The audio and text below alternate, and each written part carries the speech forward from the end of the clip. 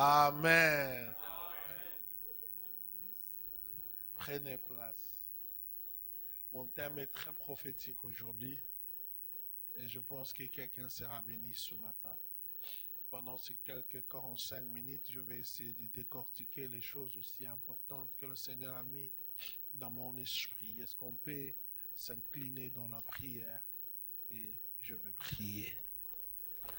Toi Dieu, dont le nom est glorieux, toi qui es élevé au-dessus de tous les dieux, toi qui es saint, toi qui vis à jamais, toi qui purifies le cœur de ton peuple, toi qui sanctifies ceux qui étaient dans l'impureté,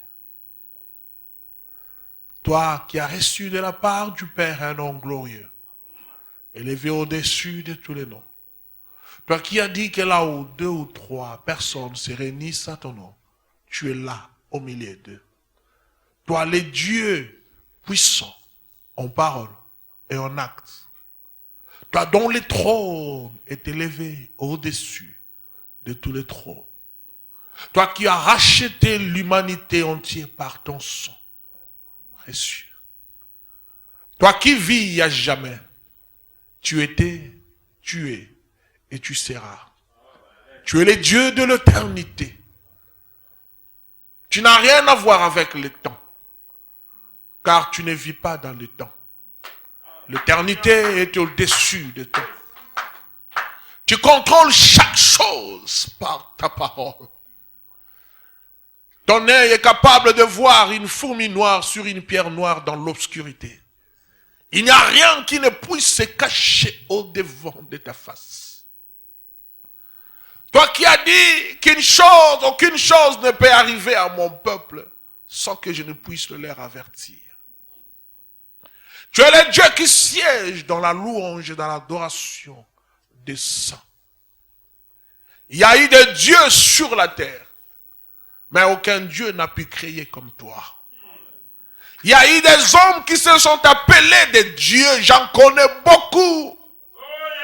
Il y a même un Dieu qui s'appelait Mukuna. Père, mais un jour sa voiture est tombée en panne. Et les enfants s'est moqué de lui. Regarde Dieu, sa voiture est tombée en panne. Mais en aucun jour, la Bible nous dit que ton trône s'est brisé. En aucun jour, Père, la Bible nous dit que l'un de tes anges est tombé malade. Les dieux de ce monde sont morts. On les apprend dans l'histoire. Mais toi, tu es éternel.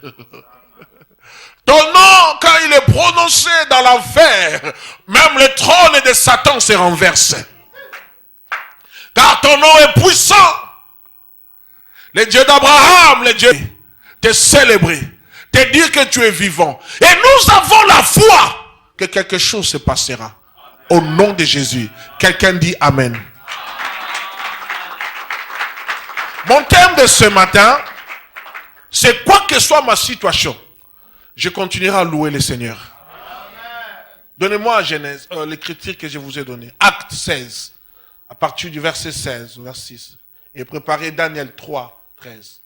Comme nous allions au lieu de prière, une servante qui avait un esprit de python et qui, en devinant, procurait un grand profit à ses maîtres, vint au-devant de nous et s'est mis à nous suivre, Paul et nous. Elle criait, ces hommes sont les serviteurs du Dieu très haut et ils vous annoncent la voie du salut.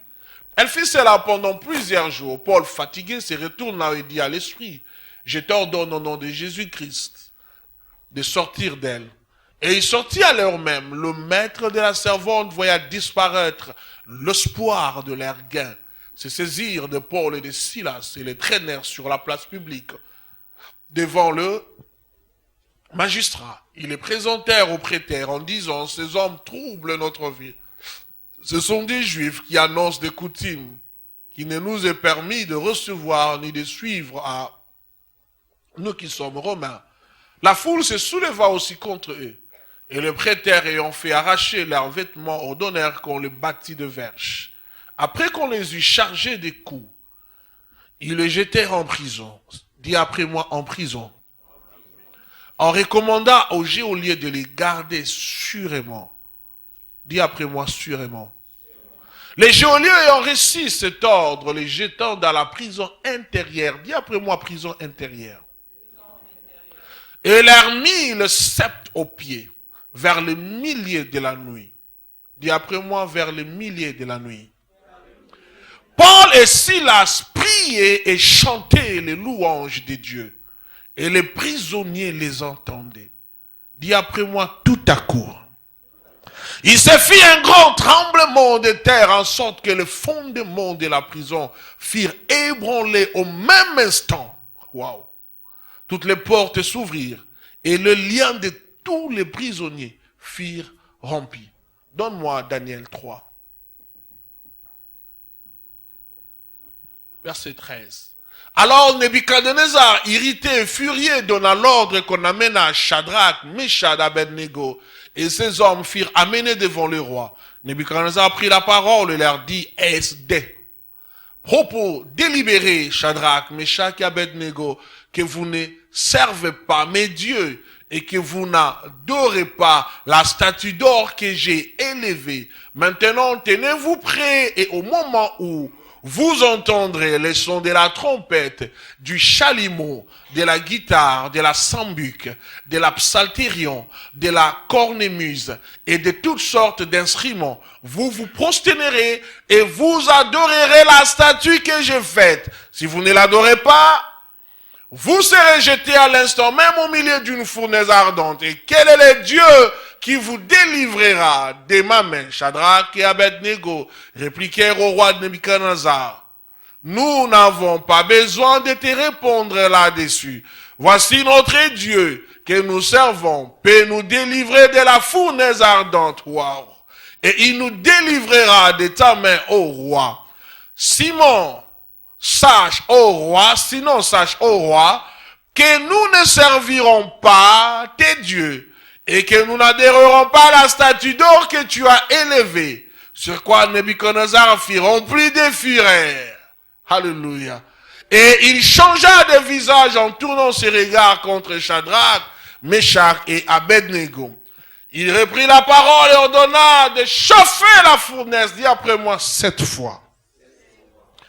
Plus qu'il ne convenait de la chauffer, puis commandant à quelques-uns les plus vigoureux soldats, dis après moi vigoureux soldats, de son armée de lier Shadrach, Meshach et Abednego et de les jeter dans la fournaise ardente. Ces hommes furent liés avec leurs caleçons, leurs tuniques, leurs manteaux et leurs autres vêtements et jetés au milieu de la fournaise ardente. Comme l'ordre du roi était sévère et que la fournaise était extraordinairement chauffée, la flamme tua les hommes qui avaient jeté Shadrach, Meshach et Abednego. Ces hommes n'étaient même pas dans le feu. Tu peux refaire une marche en arrière, please? Et ces trois, on peut continuer, hommes, Shadrach, Meshach et Abednego tombèrent liés au milieu de la fournaise ardente. Alors le roi de Nebuchadnezzar fut effrayé. Et se leva précipitamment, il prit la parole et dit à ses conseillers, n'avons-nous pas jeté au milieu du feu 3 hommes liés? Ils répondirent au roi, certainement au roi. Il reprit et dit, eh bien je vois 4 hommes sans lien qui marchent au milieu du feu impossible et qui n'ont point de mal. Et la figure du 4e ressemble à celui d'un fils de Dieu. Ensuite, Nebuchadnezzar s'approcha de l'entrée de la fournaise ardente et prenant la parole, il dit, Shadrach, Meshach et Abednego, serviteurs du Dieu suprême. Alléluia. Sortez, venez, Shadrach, Meshach et Abednego sortirent du milieu du feu. Quelqu'un peut acclamer la parole de l'Éternel.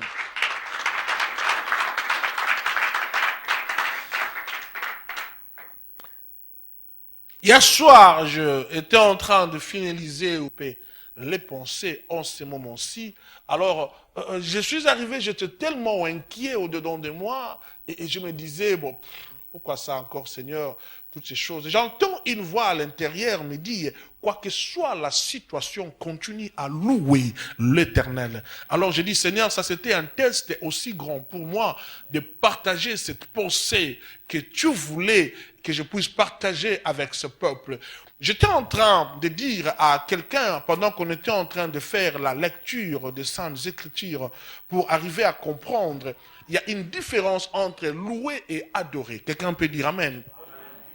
Adorer vient du mot grec proskuneo. Proskuneo vient dire viens, approche et fais un baiser. Quand on parle de baiser, proskuneo, il y a deux syllabes. Il y a prosku, il y a neo, qui veut dire approche et adore. Adore. Et c'est un mot grec qui est tiré d'un langage venant d'un chien.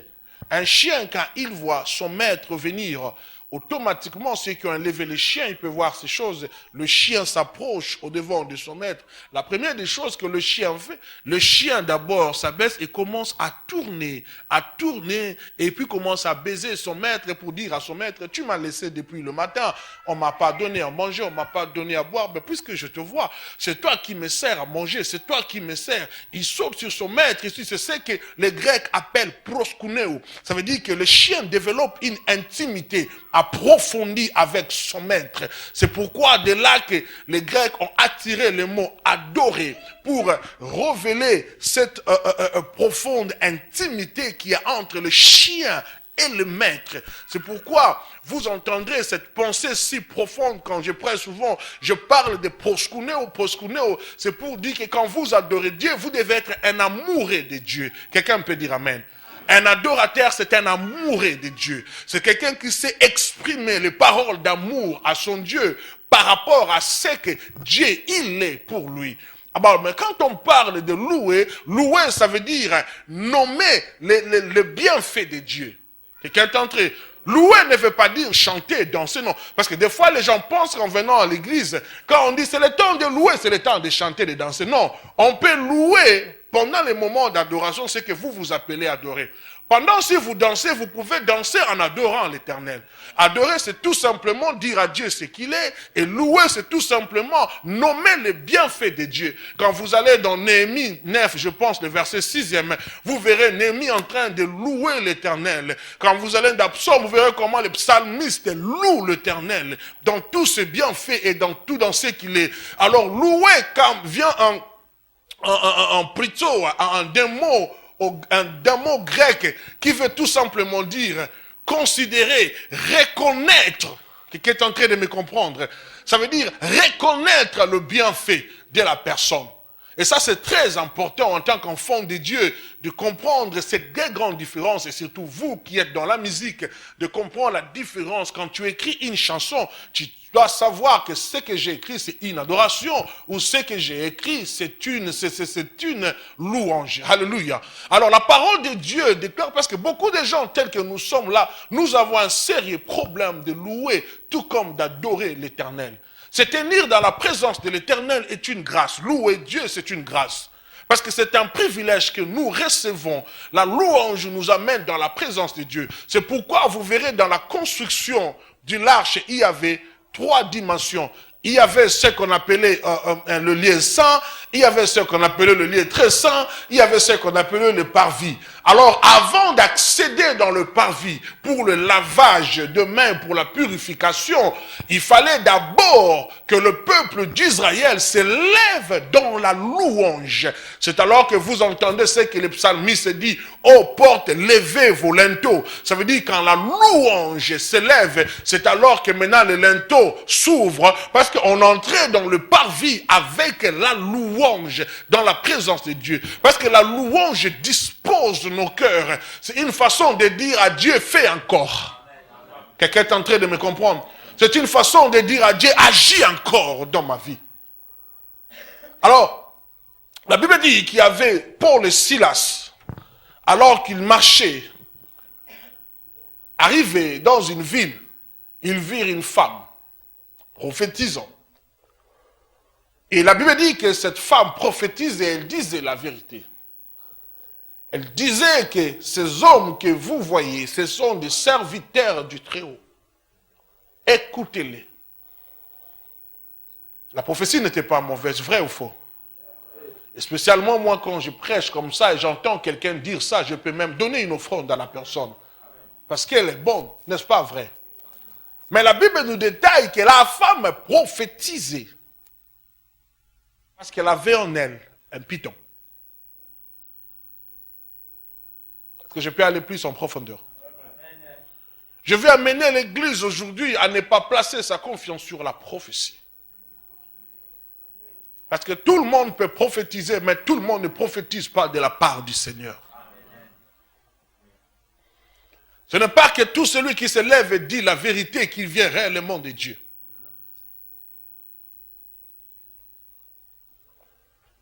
Il y a des choses que le diable peut faire, mais il y a aussi des choses que le diable ne peut pas faire. Le diable peut manifester les dons parce que la Bible déclare qu'au temps de la fin s'élèveront de faux prophètes qui prophétiseront, qui feront des grands miracles. On les appelle des séducteurs. C'est ce que nous sommes en train de vivre aujourd'hui. Entre parenthèses, j'ai appris il y a une semaine passée, on a encore attrapé notre pasteur à Kinshasa, à Pédé, avec un homme à l'hôtel. Mais cet homme fait des miracles, prophétise. J'étais son nom. Mais on l'a rattrapé avec un homme à l'hôtel. Comment un pasteur peut prophétiser, faire des miracles, accomplir des choses grandioses, mais il couche avec les filles de son église? Ça, ce sont les recommandations qui se donnent dans le monde des ténèbres. C'est pourquoi je vais éveiller l'église aujourd'hui à être très prudent. Si vous rencontrez un pasteur qui demande de coucher avec lui, maudissez-le.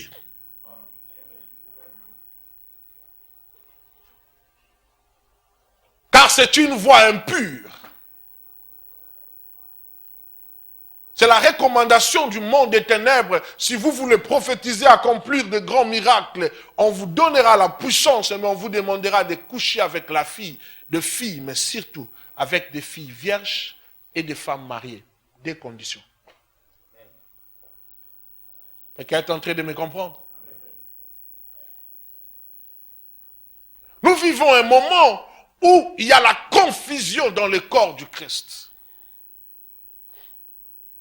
Je connais un homme de Dieu qui parle, quand il vous prêche, c'est excellent. Quand il vous prophétise, c'est excellent. Mais quand vous regardez sa vie, ça ne reflète rien de Christ. La Bible dit, on reconnaît un arbre non pas de par ses feuilles, parce qu'il y a des arbres dont les feuilles se ressemblent, mais de par le fruit. Parce que les fruits peuvent se ressembler, mais ils ne peuvent pas avoir le même goût. Si je suis de Dieu, le fruit que je dois produire doivent réellement refléter l'identité d'un enfant de Dieu. Quelqu'un est en train de me saisir très bien? Ne courez pas après les prophéties. Je ne dis pas que prophétiser c'est mauvais, c'est bien, j'adore, j'aime la prophétie, car elle vient de Dieu. Mais écoutez-moi, même si quelqu'un vomit le feu, regardez d'abord le fruit de l'esprit qu'il est en train de manifester. Quoi que soit le miracle qu'il arrive à accomplir, j'en fais autant, mais examinez d'abord le fruit. Quand il y a eu un vent qui a soufflé au mois de janvier et février, si vous n'avez pas identifié mes fruits, vous auriez pu sortir de cette porte. D'abord le fruit. Car la Bible dit, ne méprisez pas les prophéties, mais ce que vous devez faire, il faut discerner chaque prophétie. Elle peut être vraie, mais l'origine. Pourquoi la femme prophétisait? Elle disait la vérité, de telle sorte que quand Paul se retournerait, Paul dirait peut-être, ce que tu dis c'est la vérité. Alors tout le monde allait avoir confiance à la femme, parce qu'un homme de Dieu apporte un témoignage sur elle. Mais pourtant que la Bible dit qu'elle a été utilisée par les marchands. Utilisée par les hommes d'affaires. Qui ont mis en elle un esprit python. La femme était innocente. Et nous avons ce caractère de personnes dans l'église aujourd'hui. Des femmes, des sœurs, des frères. sont victimes des réalités spirituelles qui les dérangent. Mais alors, ce ne sont que des esclaves. Lisez bien la Bible. La Bible dit qu'elle était une esclave. Et on a placé en elle un esprit de python, de telle sorte que quand elle prophétisait, elle faisait beaucoup d'argent. L'argent revenait à ses patrons et elle, on lui donnait des miettes. Vous verrez dans l'église, il y a des sœurs, il y a des frères, quand vous les regardez, la vie qu'elles mènent ou qu'ils mènent, les comportements, les caractères qu'ils reflètent, automatiquement, tout le monde le rejette. Alléluia. Mais apprenez à être patient avec les gens, car beaucoup de gens sont victimes des réalités spirituelles qui les environnent. Ne courez pas vite à juger les gens. Mais ayez le temps d'observer une personne. Quand vous réalisez qu'une personne est victime d'une réalité spirituelle, priez pour la personne.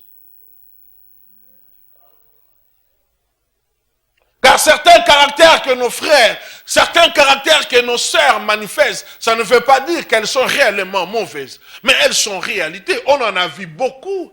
Des sœurs qui ont été dans la prostitution la plus élevée. Mais en réalité, après sa délivrance et sa conversion, il te dit, je ne comprends pas comment j'ai mené cette vie-là, victime des marchands, victime des sorciers de sa famille. Alors Paul a pris conscience, discernant que cette femme est esclave. Paul délivra la femme. La Bible dit que l'esprit partit et la femme était libre, elle ne pouvait plus prophétiser. Alors les marchands et le peuple ont vu, la Bible dit, ils ont vu leur espoir partir. Alors ensemble, ils se sont réunis contre Paul et Silas. Ils les ont emmenés en place publique devant les magistrats. Et là-bas, on les frappa. On le fouetta. Et la parole de Dieu déclare. Et on décida de le mettre en prison. Non seulement en prison, mais en prison intérieure. Pour ceux qui étaient en prison, ils savent que dans la prison, il y a une autre prison. C'est-à-dire qu'il y a une prison qu'on met tout le monde, mais il y a une autre prison qu'on met les gens les plus dangereux. Souvent, il n'y a pas de lumière. Et souvent, dans cette prison, il y a autant de barrières. Pour qu'on soit sûr que vous n'êtes pas en mesure de fuir de la prison. Non seulement qu'ils étaient là, mais la Bible dit qu'ils étaient sous une grande surveillance. En d'autres termes, c'était fini pour Paul et c'était fini pour Silas. Examine ta vie aujourd'hui. Dans quelle prison tu te retrouves? Tu peux me dire, je ne suis pas en prison, je suis libre. Mais il y a des gens qui vivent dans des prisons jusqu'à aujourd'hui. Il y a des gens qui marchent, croyant qu'ils sont libres. Mais en réalité, ce sont des prisonniers des pensées négatives.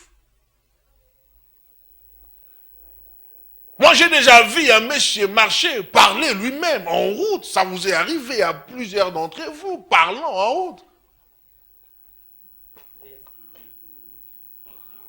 Quand vous les touchez, surpassé par des problèmes, submergé par des réalités de la vie. L'homme est devenu prisonnier spirituel. Il y a des gens, quand tu penses à ton travail, le salaire que tu gagnes, combien tu payes pour ta maison,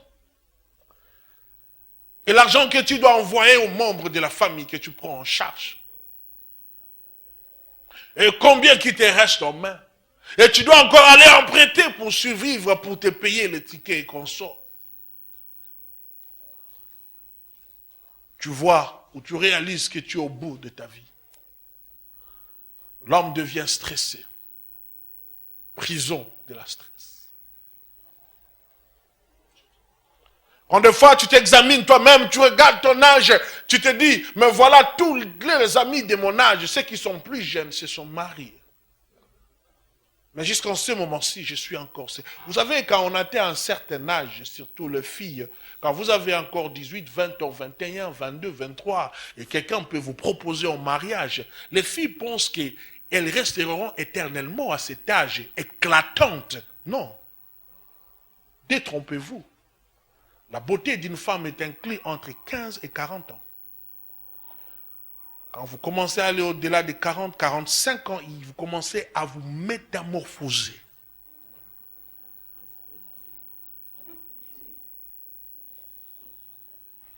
C'est pourquoi je conseille toujours aux jeunes filles de se marier tôt et très jeunes. Comme ça, l'homme qui va vous épouser va consommer les jus de votre beauté. I can feel it in my body. Quelqu'un peut dire très bien Amen. Mais moi je crois encore à l'onction divine qui peut vous rajeunir même si vous avez 50 ans, 60 ans. C'est possible. Dieu peut le faire. Vous avez des femmes comme Joyce Meyer, elle a au-delà de 60 ans, mais elle reflète une femme de trentaine, de vingtaine. C'est possible avec l'huile fraîche. C'est comme je le disais l'autre fois. Vous savez, quand on atteint un certain âge, les choses commencent à changer. Vous savez, quand une fille a encore une vingtaine d'années, elle a des cantiques de louanges qui rendent gloire à Dieu. Adonai est Dieu Tout-Puissant. Alléluia. Elle lève ses mains, elle adore Dieu. Tu es Dieu au-dessus de tout. Mais quand on arrive à 25 ans, les chansons commencent à changer. Il y a de nouvelles chansons maintenant qui apparaissent. Vous savez, les chansons, des choses incroyables. Quand un frère ou une sœur arrive à 30 ans, même si le frère ne le dit pas en public, mais en coulisses, vous adorez. Les frères pleurent, vous pensez qu'elles pleurent à cause de l'adoration. Mais il y a des chansons qui montent dans son cœur. Vous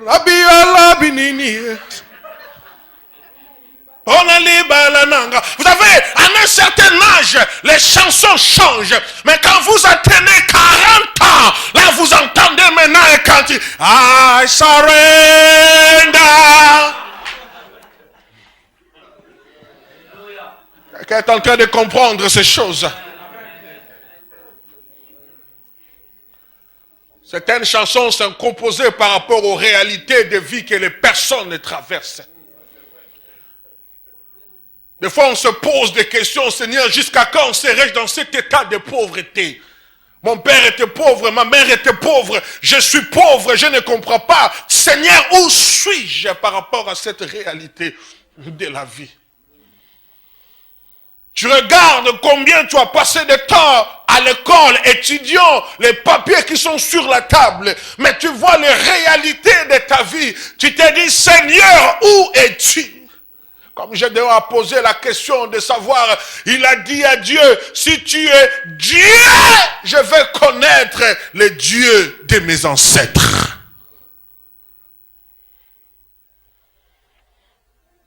Vous savez, dans la vie, certains, la Bible dit qu'Abraham et Sarah ayant été marqués par le désespoir. Ça veut dire qu'ils avaient en eux les cachets du désespoir. C'est pourquoi quand Dieu parlait à Abraham, Abraham rit, il dit à Dieu, penses-tu que d'une femme de 90 ans sortirait un enfant? Double ménopause. Nous servons un Dieu de l'impossibilité. Dis à ton voisin, nous servons un Dieu de l'impossibilité.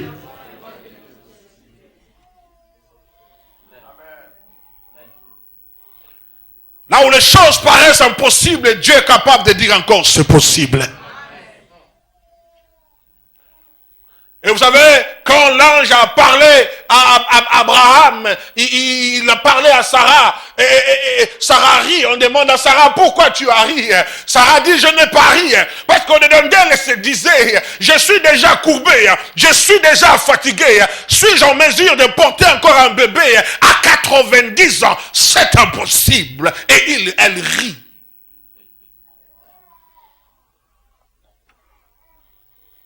Il y a des choses qui nous arrivent des fois dans la vie. Je me souviens un jour, traversant des moments difficiles, j'étais en train de dormir dans une voiture. Or, après la mort de mon père, j'étais dans une voiture foutue parce que je n'avais pas où dormir. Et pendant que je dormais là, la pluie tombait et je suis allé me cacher dans un bar. Je me tenais là et je commençais à pleurer au-dedans de moi. J'ai dit, Dieu, est-ce que tu existes? N'ayant plus l'espoir un jour de me marier ou d'avoir les enfants, parce que je me disais que c'était impossible. Avec quel argent me marierai-je? Qui m'aimera? Avec cette apparence, parce que j'étais un homme sans éclat, sans beauté, pour attirer une femme. Tel que tu me vois, ce n'est que l'huile de la grâce qui me couvre. Moi, j'étais ce genre d'homme, quand une femme te rencontre, elle jette d'abord la salive. Des fois, je m'étonne même comment cette fille a pu m'aimer. Ça m'a toujours étonné. Bon, elle a l'œil de l'aigle pour voir les choses que l'homme ne peut voir. Il y a des fois, on perd l'espoir dans la vie. On se dit, Seigneur, où suis-je et où est-ce que je vais? La vie n'a pas toujours été rose pour tout le monde. Mais laisse-moi te dire une chose. Même quand bien même ils étaient dans la prison intérieure. La Bible dit, la nuit même, on les a jetés dans la prison. Ils n'ont pas vu l'obscurité. Ils n'ont pas vu leur position d'être emprisonnés dans la prison intérieure. Parce qu'ils étaient même enchaînés. Ils n'ont pas vu les chaînes. Mais la Bible dit, ils priaient et ils chantaient à Dieu. C'est ce qui manque aux chrétiens. Nous avons tout le temps de nous plaindre, mais nous n'avons pas le temps de louer Dieu. Je ne loue pas Dieu parce que je suis en prison. Non, non, non, non, non, non, non, non. Je loue Dieu. Pourquoi? Parce que je me souviens de ce qu'il a fait avec moi dans le passé. Et je crois qu'il le fera encore. Dis à ton voisin, il le fera encore. Je le loue pour le rappeler. Que quand j'étais encore dans la rue, tu pourvoyais à mes besoins. Quand je n'étais encore rien, tu m'as dit que je suis ton père. Quand je me sentais abattu, tu me réconfortais. Quand les gens se moquaient de moi, toi tu me disais, vas-y, ça va aller. Quoi que soit ma situation, je continuerai à louer le nom de l'Éternel. Il ne faut pas que la réalité de ta vie t'empêche à louer ni à célébrer celui qui a fait de toi ce que tu es aujourd'hui. Même si je n'ai pas à manger, je louerai mon Dieu, car la Bible dit, qu'est-ce qui me séparera de l'amour de Dieu? Est-ce la nudité? Est-ce la famine? Est-ce le rejet? Non, je louerai l'Éternel, même si je n'ai pas d'habit.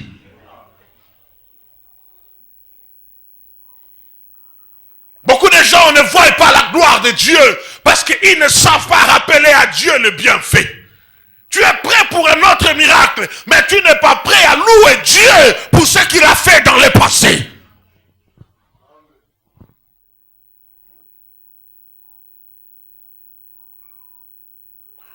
Si tu souffres, bien-aimé, ne souffre pas pour ce que tu as fait dans le passé, mais souffre pour ce que Dieu fera pour toi dans le futur.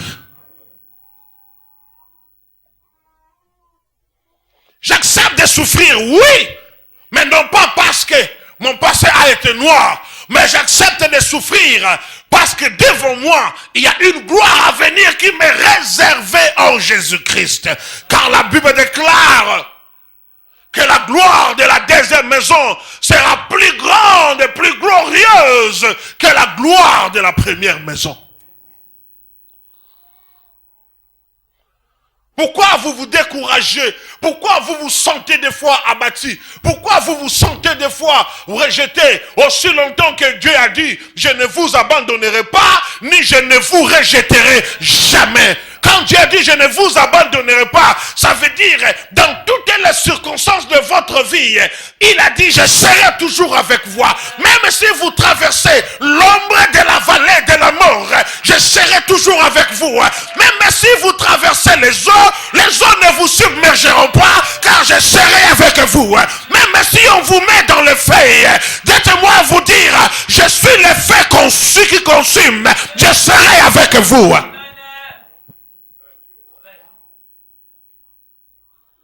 Crois-tu que Dieu est infidèle pour t'abandonner? Crois-tu que ton péché fera que Dieu t'abandonne? Alors, quelle serait l'importance de la mort de Jésus à la croix? Si Jésus doit t'abandonner parce que tu as péché, parce que tu as avorté, parce que tu as fait un péché. Tout péché est pardonnable. Si tu reviens à la croix, tu dis, Seigneur, pardonne-moi pour ce que j'ai fait. La Bible dit, il est juste fidèle pour te pardonner et pour te purifier de toute iniquité. Il est le Dieu de l'impossibilité. Et il est écrit qu'il n'y a pas de condamnation pour ceux qui sont en Jésus. La Bible dit, si quelqu'un est en Christ, il devient une nouvelle créature. Les choses anciennes sont passées et toutes choses en lui est devenue nouvelle. Et il est écrit, qui condamnera les élus de Dieu? Si Dieu te bénit, qui te maudira? Si Dieu te lève, qui t'abaissera? Si Dieu promet quelque chose, qui arrêtera? Car la Bible dit, Dieu a parlé et qui s'opposera?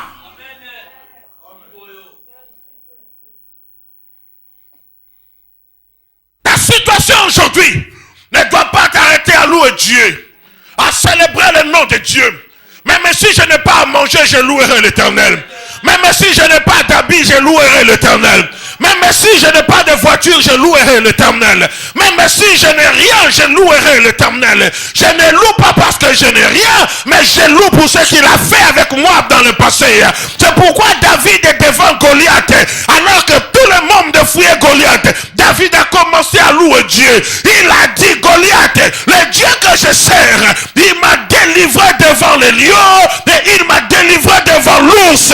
Il a rappelé à Dieu ce qu'il a fait avec lui. Laissez-moi parler à quelqu'un. Oh, je sens comme si je vais prêcher quelqu'un. Je sens comme si je dois bénir quelqu'un. Quand tu élèves le nom de l'Éternel, pendant les moments difficiles, laisse-moi te dire, même Goliath sera renversé. Car la Bible déclare qu'il a reçu de la part du Père un nom glorieux, un nom puissant, un nom élevé au-dessus de tous les noms. Et au nom de Jésus, tout genou fléchisse et toute langue confesse que Jésus-Christ est Seigneur. Qui condamnera les élus de Dieu? David a avancé. Il a dit, regardez-moi cet homme. Regardez-moi ce chien. Pendant que Goliath parlait à David, David a regardé Goliath. Il a dit, Goliath, si tout le monde a peur de toi, mais laisse-moi te dire, le Dieu que je sais, il m'a délivré des ours. Je veux dire à quelqu'un, malgré ta situation, il y a encore de l'espoir. Dis à ton voisin, il y a encore de l'espoir. Ne regarde pas ton âge, il y a encore de l'espoir. Ne regarde pas ton âge, il y a encore de l'espérance. Car la Bible dit, mieux vaut un chien vivant qu'un lion mort. Car pour les vivants, il y a encore de l'espérance. Et quand Dieu te bénira, les hommes acclameront et les hommes reconnaîtront que ton Dieu est Dieu. Dis à ton voisin, le panier sur qui encore. Je sens comme si je dois bénir quelqu'un. Je sens comme si la vie d'une personne changera aujourd'hui. Je sens comme si Dieu est venu sanctifier quelqu'un aujourd'hui. La Bible déclare, ta souffrance présente ne sera en rien comparable à la gloire à venir qui t'est réservée en Jésus-Christ.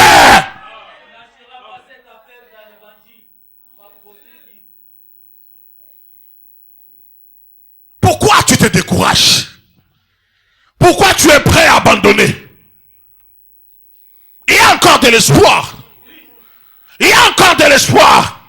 Si Dieu te garde encore en vie, ça veut dire qu'il a un projet avec toi. Et je vais te prophétiser aujourd'hui. Tu es le projet de l'Éternel. Je ne parle pas à tout le monde. Je parle à quelqu'un ce matin. Tu es le projet de l'Éternel. Dis à ton voisin, je suis le projet de l'Éternel. Et laisse-moi te dire, Dieu ne commence jamais une chose et s'arrêter au milieu. Quand Dieu commence un projet, Dieu finit toujours son projet. Et Dieu finira son projet avec toi. Au nom de... Laisse les gens se moquer de toi. Mais ce qu'ils doivent faire, ils doivent pas mettre un point dans ta vie. Dis-leur de mettre une virgule, car il y a encore une continuité. Et je vais vous révéler une chose. Pour ceux qui ont écrit le livre des Actes et des Apôtres, vous verrez après la dernière écriture, on n'a pas mis de point, il y a une continuité. Ça veut dire, ton nom aussi sera la poursuite des Actes et des Apôtres. Nous ne servons pas un Dieu mort, mais nous servons un Dieu vivant, qui prend de la poussière. Les hommes rejetés, abandonnés, humiliés, dédaignés par la société, oubliés complètement. Il les lave par son sang. Il les purifie par son eau. Il les élève et il les fait asseoir parmi les grands. Et je prophétise sur toi que tu t'assieras au milieu des grands. Je prophétise que tu régneras parmi les grands. Je prophétise sur toi que tu domineras au milieu des grands. Au nom de...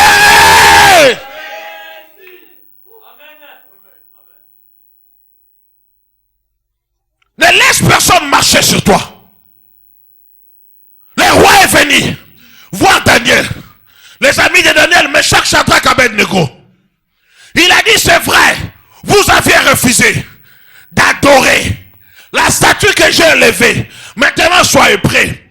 Au son de la trompette, vous vous agenouillerez et vous adorerez ma statue. Écoutez ce qu'ils ont dit. Ils ont dit, oh roi, vis éternellement. Sinon, nous n'allons pas adorer le Dieu que toi tu as élevé. Laissez-moi dire à quelqu'un, si les gens disent, pour réussir en Afrique du Sud, il faut épouser une femme, Oswa Mukanda, Oswa Haïdi, après Viekende Liboso, moi je ne le ferai pas. Je ne vais pas épouser une femme par intérêt. Non, non. Si les gens disent, pour trouver un travail, tu dois coucher avec le patron. Moi je ne coucherai pas avec le patron. Non. Je ne vais pas salir mon habit. Je ne vais pas salir ma costume. Non. Je ne suis pas tout le monde. Et je ne fais pas ce que tout le monde fait. Je m'appelle Prospère. Si pour gagner la vie, tu dois compromettre ta sainteté, moi je ne le ferai jamais. Car la Bible dit, rien d'impur n'entrera dans la présence de Dieu. Et il est écrit dans Ésaïe 59, la main de l'Éternel n'est pas courte pour agir, ni son oreille n'est pas dure pour entendre la prière, mais ce sont nos iniquités qui mettent une séparation entre nous et Dieu. Ésaïe chapitre 1 verset 15, la Bible dit, quand nous élevons nos mains pour prier, Dieu ferme les yeux, parce que nos mains sont pleines de sang. Quand nous ouvrons la bouche, Dieu bouche ses oreilles, parce que nos paroles sont des mensonges. Mais la Bible dit, venez et raisonnons ensemble. Dieu vous appelle à une réunion, il dit, venez et raisonnons ensemble.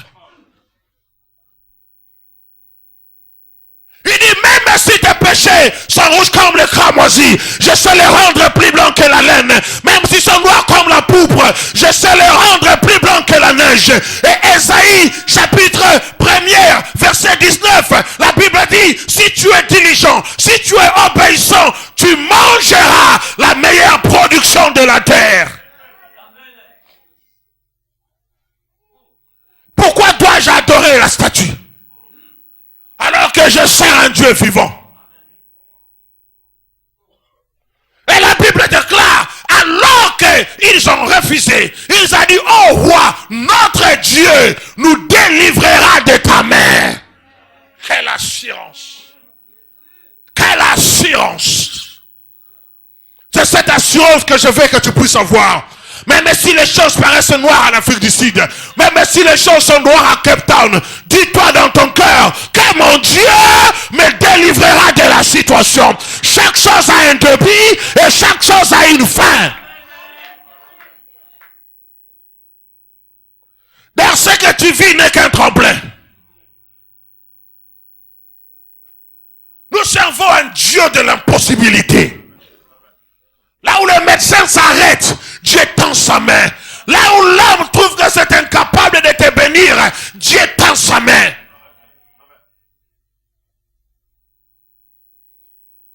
Oh roi, vis éternellement. Mais ton Dieu, nous n'allons pas l'adorer.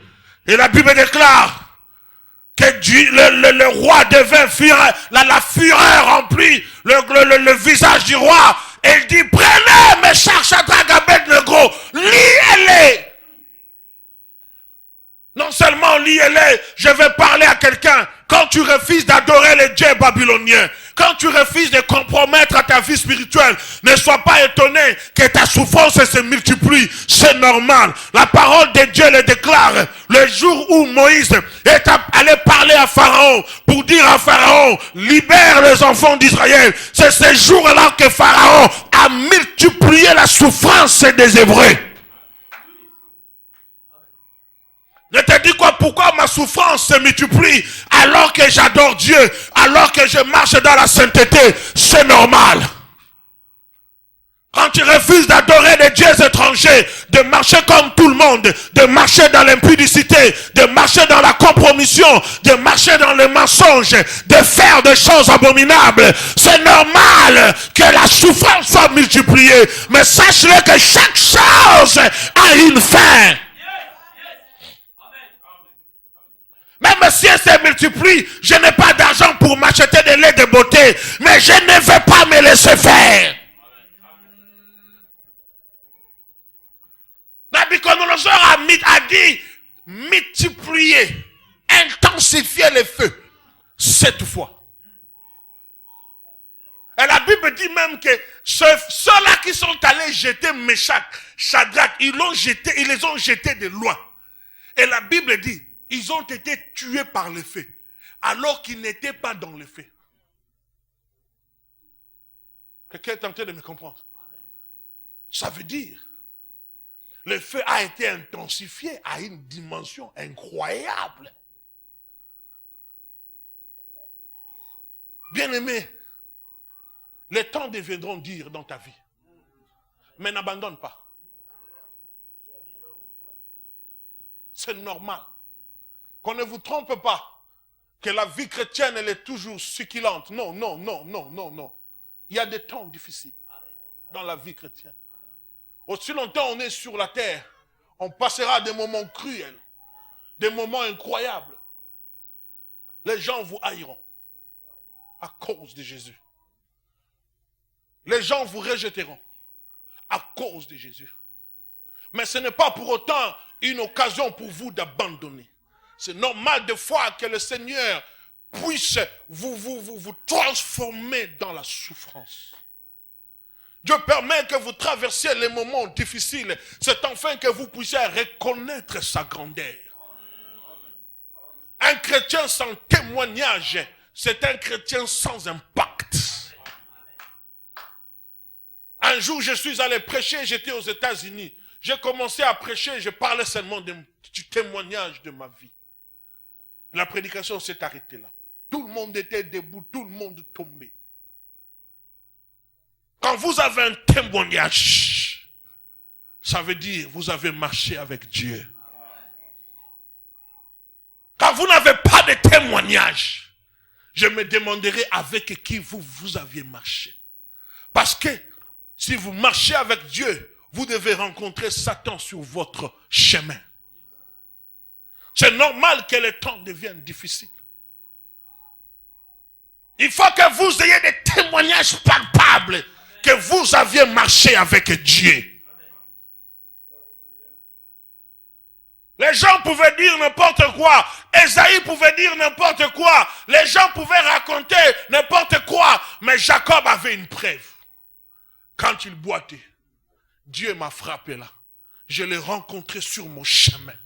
Il avait un signe, une marque en lui, que Dieu était avec lui. Jésus, quand il a parlé aux disciples, il a dit, regardez mes mains, j'ai des preuves que je marchais avec Dieu et que j'ai rencontré Satan sur mon chemin. Quelles sont les preuves que toi tu as? Que tu marches avec Dieu. Peut-être que tu m'envies, mais demande-moi l'histoire de ma vie. Tu te diras, non, non, je ne vais pas passer par là.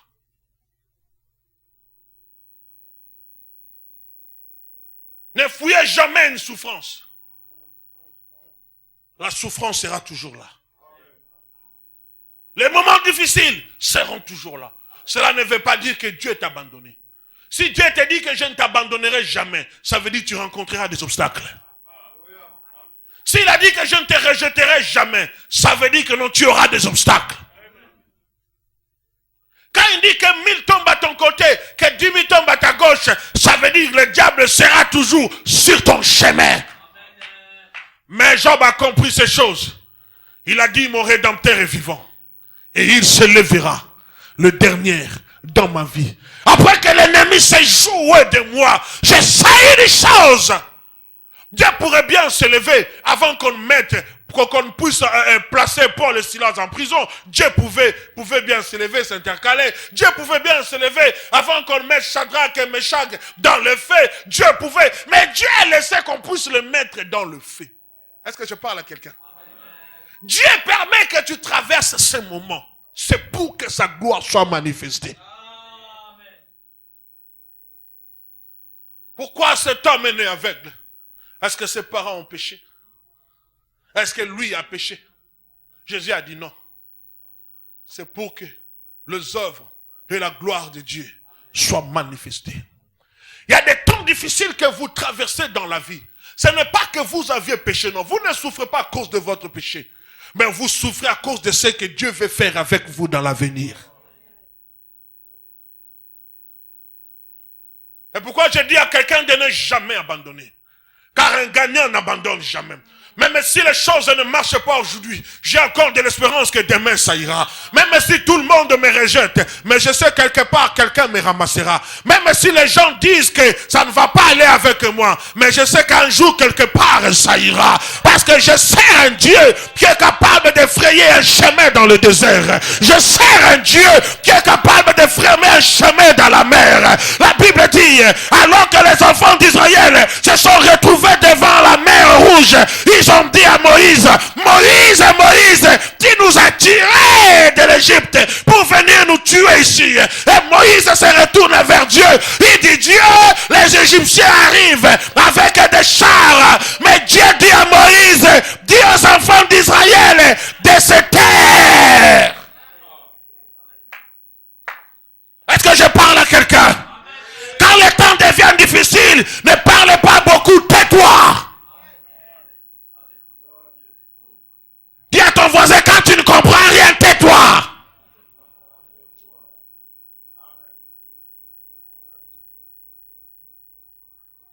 On a plus le temps de se lamenter que le temps de louer Dieu. Je préfère me taire tout en louant Dieu, en célébrant le nom de Jésus, en proclamant le nom d'Adonai. Parce que je sais, le Dieu que je sers est capable d'ouvrir la mer rouge devant moi. Le chemin pour quitter l'Égypte, aller en Israël, plutôt dans la terre promise, c'était un chemin de 11 jours à pied.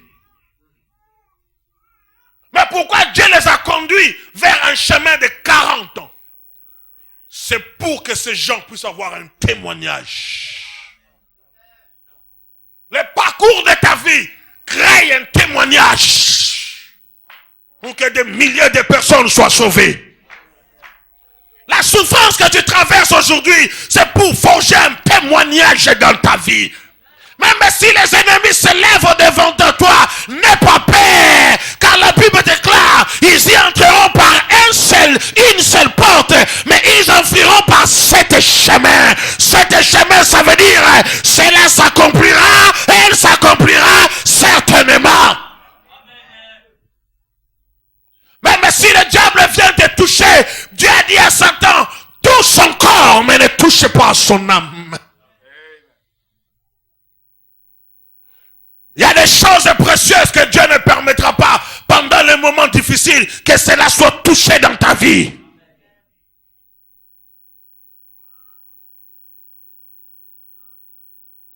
Ils étaient là.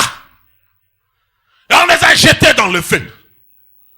Et la Bible dit subitement, le roi se leva. Il appelle ses serviteurs. Il dit combien de gens, n'est-ce pas 3 personnes que nous avions jetées dans le feu? Ils ont dit oui, nous avions jeté 3 personnes. Et il dit mais c'est impossible. Vous avez mis 3, Dieu vous a dit Meshach, Shadrach et Abednego. Mais moi je vois 4 personnes dans le feu. Non seulement 4, on les a jetés liés, mais ils n'étaient plus liés. Ils marchaient dans le feu. Qu'est-ce qu'ils faisaient? Ils louaient Dieu. Il dit, mais la 4e personne que je vois, son visage n'est pas semblable au visage des hommes, mais son visage ressemble au visage d'un fils de Dieu. C'est pourquoi Dieu a dit, même si tu traverses le feu, je ne t'abandonnerai pas. Je serai toujours avec toi. Même si les moments sont difficiles, Adonai ne t'abandonnera pas. Car le Dieu que tu as choisi, c'est le Dieu des miracles et c'est le Dieu de l'impossibilité. Qui t'a dit que ça n'ira pas avec toi? Qui t'a dit que ton ange est parti?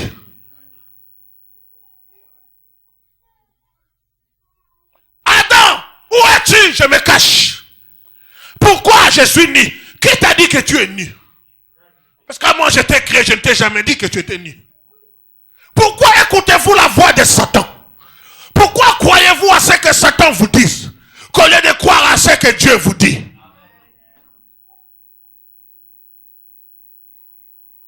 Ayez la foi en Dieu. Louez Dieu pendant les temps difficiles. La Bible dit prier sans cesse. J'ai découvert une chose qui m'a fait beaucoup du bien. Des fois, je me disais à Dieu, comment un homme peut passer toute la journée en priant? Et la voix du Seigneur me dit, fils, partout où tu es, chante pour moi, loue-moi. C'est au-delà de toute autre prière que tu peux faire. C'est pourquoi quand je conduis, je chante. Mais non, quand je suis avec une personne, tu es à côté de moi, je sais que tu critiques beaucoup. Je m'en fous de toi, je chante. Parce que quand je chante, je crée l'atmosphère de la présence de Dieu. Quand la présence de Dieu manifeste, les critiques ne prendront pas place. Le Saint-Esprit va fermer ta bouche pour raconter des bêtises. Soro yambina ndaku na yo mutu atonga kabanda ko louer nzambe. Cha musique ya louange na TV. Oya makasi.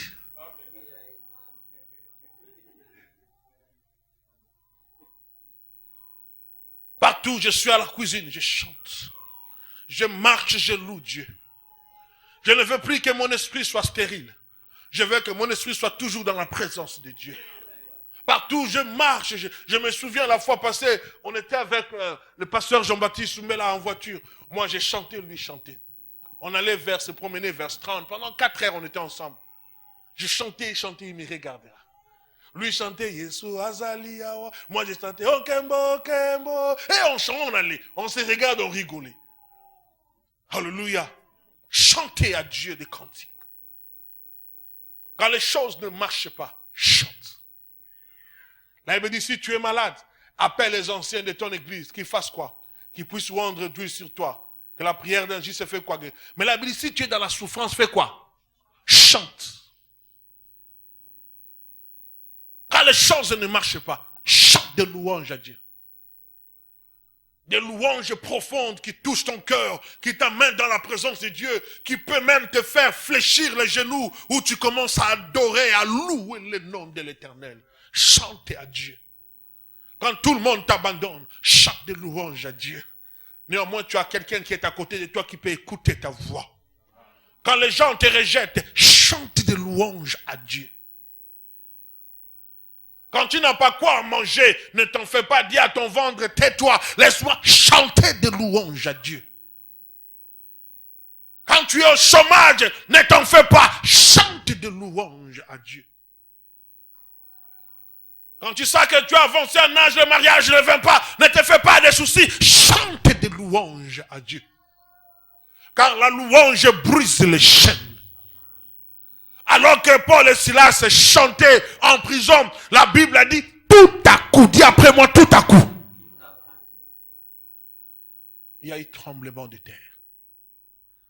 Parce qu'aujourd'hui, on peut encore trouver les gens qui peuvent chanter et faire trembler la terre par leur louange. La louange a fait trembler, on ne parle pas de l'intercession, je parle de la louange. La louange a fait trembler la terre. Et les portes des prisons se sont brisées. Les chaînes se sont brisées. Par la louange. Quand les choses ne marchent pas et que tu chantes la louange à Dieu, Dieu descendra. Car il siège dans la louange et dans l'adoration des saints. Il descendra pour te secourir. Arrête de te plaindre beaucoup. Arrête de te lamenter beaucoup. Arrête de te faire trop de soucis. Arrête ces choses. Ne cherche pas à te poser des genres de questions, comment ou pourquoi. Non. Chante de louange à Dieu. Loue ton Dieu en chemin, partout où tu es, loue ton Dieu. En marchant, loue ton Dieu. Partout où tu vas, loue ton Dieu. Chante de louange à Dieu. Quoi que soit les moments les plus cruels que tu traverses, je dis chante de louange à Dieu. Que mon âme loue l'Éternel comme le psalmiste de Dieu. Et que mon âme proclame le bienfait de Dieu. Souviens-toi de ce que Dieu a fait. Souviens-toi du miracle de Dieu. Souviens-toi de la délivrance que Dieu t'a donnée. Rappelle à Dieu de la grâce qu'il a manifestée dans ta vie. Chante de louange à Dieu. Mets-toi debout.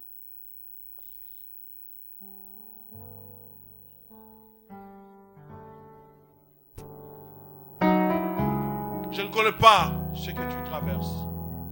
Mais je te donne 5 minutes.